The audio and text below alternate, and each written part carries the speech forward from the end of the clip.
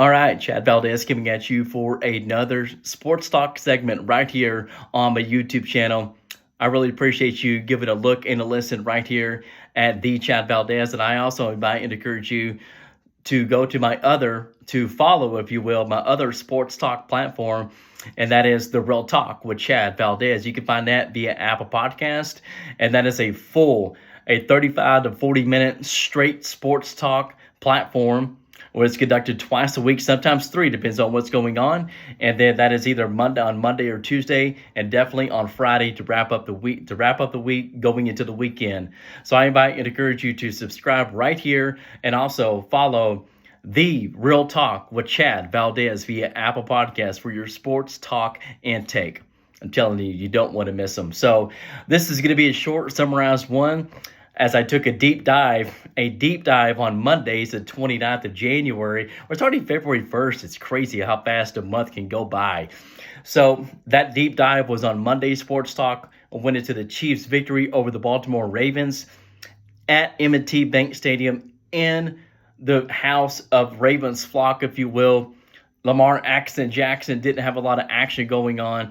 And then, I took a deep dive into that, and also the NFC championship win of the San Francisco 49ers as one of my favorites, Marcus Swagoo Spears, the way he says it, and that wonderful New Orleans accent. So I'll get into that here in just a second. Once again, this is a summarized version of what I said on my other sports talk platform. Right out of the gate, right out of the chute, Kansas City, they go on the road again, and they beat the Buffalo Bills. Obviously, something that Patrick Mahomes had to do for the first time, go on the road on a playoff game and win. I got a little hair, it's kind of messed up. There we go. There we go. Got to have to be precise. And so, any event, he backs it up again 2 weeks in a row on the road, 2 weeks on the road to win a AFC playoff game, and that was for the AFC championship game.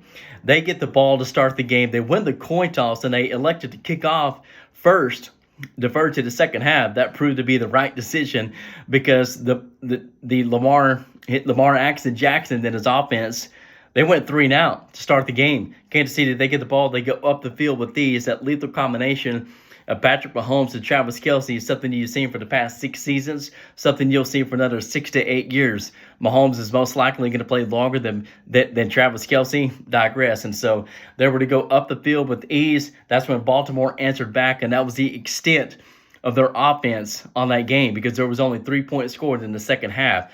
So a tremendous victory there by Kansas City. And even though they beat the Bills on the road, they beat the Ravens on the road, the San Francisco 49ers are favored thus far, they're favored by 1.5 or whatever. Oh my God, it's going to change before Super Bowl Sunday, I'm pretty sure.